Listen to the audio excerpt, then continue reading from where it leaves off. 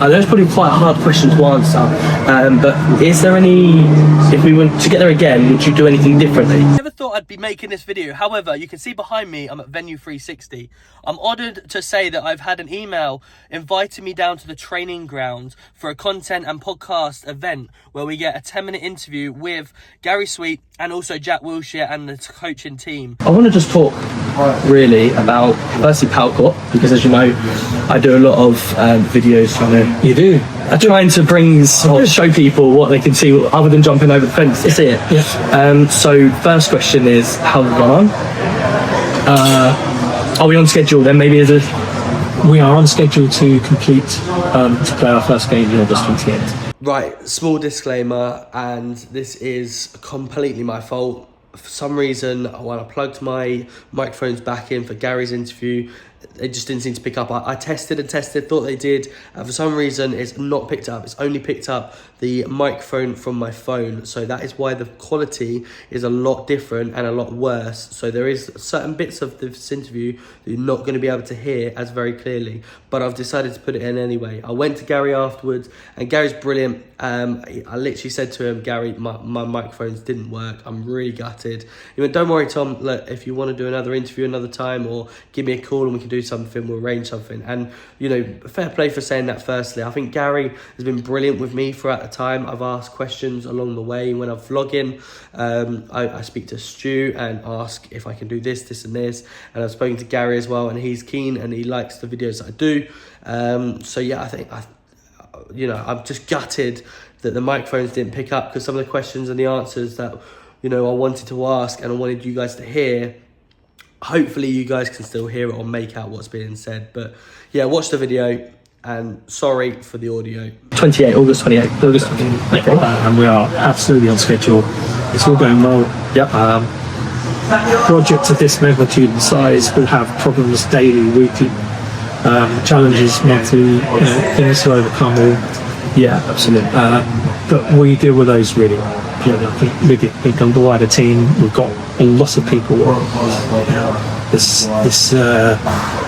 I am kind of like an authoritative observer, right? I've got no qualifications in what I market, but look, I know business, and I know budgets, and I know how to house all those things. Yeah. And over the last few years, I've actually become quite knowledgeable about some of these processes. Yeah, I've learned a lot. And we're openly very stupid, but what I do know is what makes a football stadium live. Yeah, and what makes this football stadium really. And this, once it's built, this football stadium is going to be very good. It's going to be very different, very unique. Yep. It's not going to be a Me Too stadium like you see everywhere. Of course, yeah.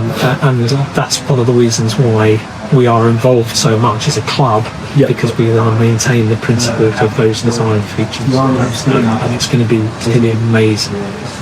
Absolutely. And we all saw back many years ago the progression. Let's go from 17 to 23 and then to 25, etc. Now obviously we did really well, and we decided, right, let's go straight to 25. Have you ever thought, because it's not started yet, have you ever thought in your mind thinking, right, shall we revert back slightly with that, or has it always just been 25, get it sorted?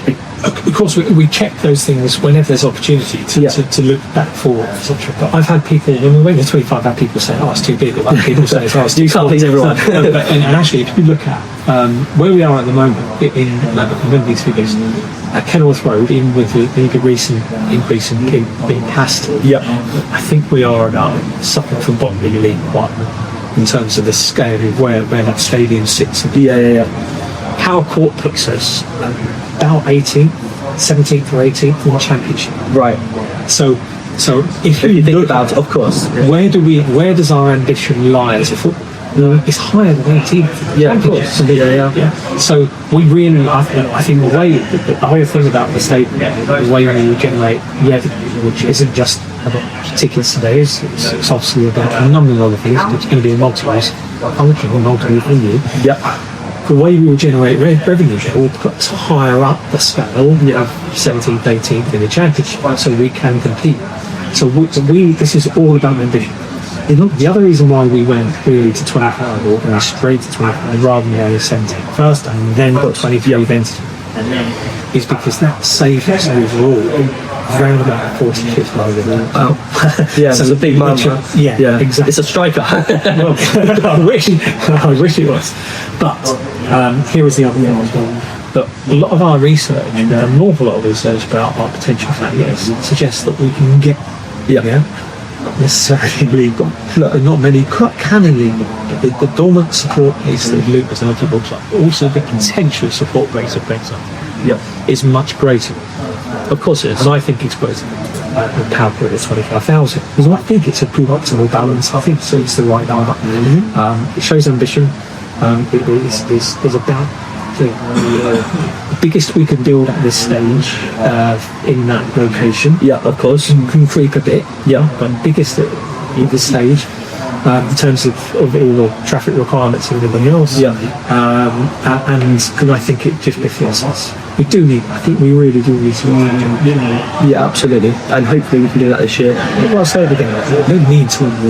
If Calcourt, in terms of its budgeting and construction, is completely independent business model. Right. It goes in independent.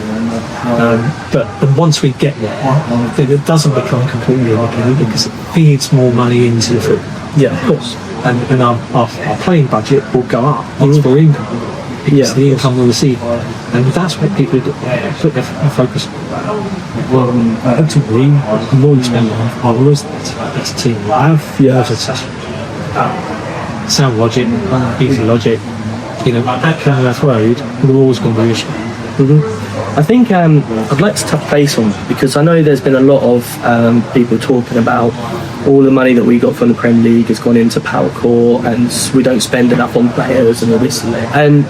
But obviously the cataract to that, or the counter, is when you look at some of the recent clubs that have come down from the Premier League who have spent hundreds of millions and they've still come down in the same year. And obviously I think most fans realise, got to the Premier League, it's a one-off, we probably may be fighting to come back down or stay up. So how much do you spend and potentially waste to then have to recoup it later on? So what is it, as you just said, is there a complete separate budget then, you say, from the Power Court? Yeah. And has any of the Premier League money gone towards the Power Court? Has it just made it? Absolutely, and it was always the intention. If we got to the Premier League, and a big chunk of that parachute money, and actually some of the initial funding we got, would go towards Power Court to help us. Yeah. So what that did was enable us to go straight to the 25,000. Yeah, of course. To lose that massive graph at £50 million additional cost to get there. Yeah. I think about the disruption as well. Yeah. So think that if we had to rebuild a stadium during the course of the season, the disruption. Yeah, well, of course, massive. So yeah, it really helps. See that already in Lincoln and stuff. Not Lincoln, Wrexham and things like that, don't they? So it helps us get to where we want to get to quicker. Yeah. The question I guess you're asking is did that affect the amount of money that we actually could spend in football? Yeah, it did. Absolutely it did. Because, every single team, up at the top, in the move to the new stadium, you have to go through pain on the pitch or pain with your budgets in order to get there. There's no football club that doesn't. No, of course. So we have been going through. Yes. And I say pain. I think I know there's awful scrutiny around recruitment because our performances are great. It'll always be that. I mean, performances aren't great. It will be recruitment. Yeah. At the end of the day, what our recruitment team does really well is get good and bad. Yeah. They don't have massive budgets. They have spent money. They have spent money. The objective here is actually then what we can actually make money for as players. We've done that throughout history, haven't we? We have, but always. Yeah. And not as well in our 10 years we maybe should have. So now I think we're on the level where actually we are genuinely doing. We're moving up the scaling process. So it's quite exciting to get out. Actually, let the players who have recruited us, who haven't seen us, have to give these guys time. But we'll also generate more profit, get back into the playing budget and the growth. So that's how we have to do it. But at Power Court it's on track. Yeah, it's been fantastic. Design's very good, and it's not being compromised in any way. Perfect. Well, that's good news for that. with obviously the Premier League, stuff like that, is there anything, I know it's probably quite a hard question to answer, but is there any, if we were to get there again, would you do anything differently? A question, just put out there, different question. Is there anything you do differently, or is there something you go, no, what we probably should have done is differently? Is that a better way? Yeah, I think I'm one of those that goes through every day of life and says, of course, it's always a learning curve. I always want to do things better. I always want to do better. And all the things that we could have done better to do than we did. But I think there's a lot we did right. First thing we did was get Yeah, of course. Under a huge weight of unexpectation. The hope that we had got us. Yeah. So I think let's not. I know we're on the fire line. I get that. But let's not ignore what we have done. Of course. Get into the Premier League. Put us on a different level in terms of not just the stadium, in terms of supporter hopes and expectations. Yeah. We need now to fill that void and put those hopes back. Yeah. That's what we need to do. Because the hopes are still there for us. And the belief is still there for us. Yeah. The structure is still there. We are still very sustainable as a financial model, as a football club. Yeah. Anything that goes up. No. Amazingly sustainable. Was solid, but I honestly tell you, your team of staff that we have, correct, just excellent in their jobs. Yeah. But do them well. It's actually very close to the team and very grounded. Yeah. People didn't get that balance at the moment when we got started. And we were quite proud. And honestly, I can honestly say, I think the challenge has been learning curve, getting the relegation, coping with all the upheaval from that relegation during that summer window. Yeah. Coping with certain other issues. We had, for example, big challenges in some of the areas there. Some real unfortunate events that happened during that half of the season. There's a load of injuries, for example. A lot of them were. They had 14, didn't they? Something like that at one time. I think it could be within 2 weeks. It was very quick. It's just, if you think it's a luckier situation, it really created a little bit of a galvanisation that there was maybe an over energy from the players, etc. I'd love the situations to cope with. And we actually only knew about relegation over the last Spurs. Yeah. Whereas actually the other two had a lot to. Oh, of course. So we had to make a lot of decisions in a short space of time. We never experienced. So looking back, if you ask me to do, what would we do for this in that particular moment? Probably. We should have probably made the changes in the squad that we did. But I think I think it was 2 in January, was it? But actually, not so much the January, but the end of the season. Yeah. In January, we either go, let's spend 50 million, which is a small budget, in the Premier League, it is. It's one player, isn't it? And then worry about power for another year. Yeah. Or we stick to our principles and long-term aim. Yeah. But I think when we got relegated, the whole situation in the squad, we generally look at the board, the executive team, coaching team, the manager. We all felt keep the squad together and give us the best chance. Absolutely. Just narrowly missed out. I know, just gutting on the last day, isn't it? So, if I look back then, I think the changes that we made this summer have probably been, another low. I know Chris mentioned, Jack mentioned, obviously we've got a very new team at the moment, and we've always known the likes of Paddy Rabbit for the years, being here for that long, and obviously got Jordan Clark, like James Shea, and people that have been here a long time. And I asked the question, I'll kind of ask it to you as well, their importance for the club to bring on the new players. Now, as I mentioned when we spoke in Lincoln, so we've got 15 new players, Stegs, this year. They've got to get time to get in. Like a Pelly Ruddock, for instance, obviously we got rid of him because we're moving on naturally.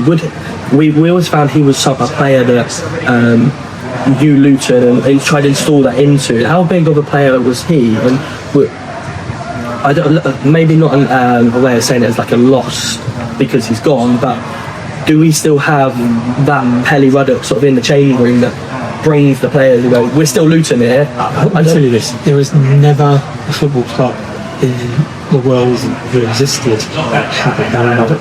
Yeah, we are unique. No, but Pelly is such a unique character. Absolutely. Right? And Pelly, you know, you can't replicate a Pelly. No.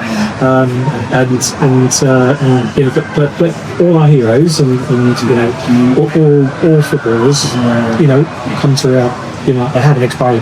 Yeah. With clubs, and you know, there's always going to be a time when we've got hurt. Yeah. So let's ask something slightly different. Do we have characters in the team today that will exemplify the type of spirit that we want to come here for you to?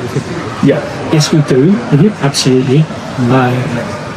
Both senior and particularly a lot of the younger players actually are the ones that they've got the full-time energy. There are quite a few there with them.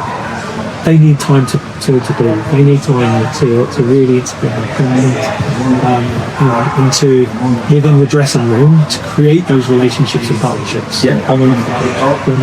Once they do, Of course. you really fantastic players, fantastic characters. Every single one of them are great human beings. Yeah.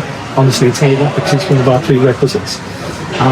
Once they grow in confidence, this is ultimately the biggest issue in the moment. Once they grow in confidence, you see the character. Yeah. So we've got a lot of faith that Jack and his team is going to be able to do that. But Jack's going to is to let players feel Yeah. and he's going to bring. Well, he's going to have that with his experience as well, isn't he? Yeah, and not because of Jack's playing experience, but actually his coaching board, and with other people involved, it's not just Chris, you know, David and Tim as well, one of the two kids.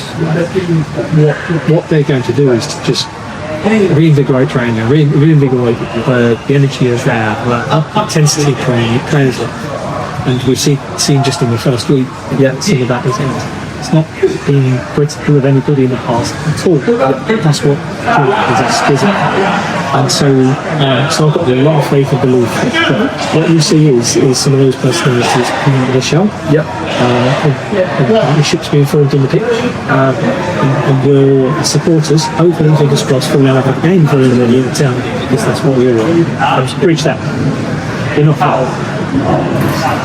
When we're talking about these changes and stuff like that, even just like today, we've none of us have had this before, so bringing in people outside to experience it as well, I think that's a real good experience and a real good progress, so to speak, to see, and allowing you to tell your story from different eyes. Yeah, well, look, I mean, I think communication is one of the areas we've been rightly criticised, and none of us are hiders. Well, actually, some of us are a bit shy. Some people are a bit, you know, like the whole Premier League period, got the whole club and all individuals in the spotlight. Yeah, some of it contractually you had to do it. Like you said, I think on our rise, you know, we were very proud people, right? And we spoke freely. On the decline, you know, I think we should probably have spoken more.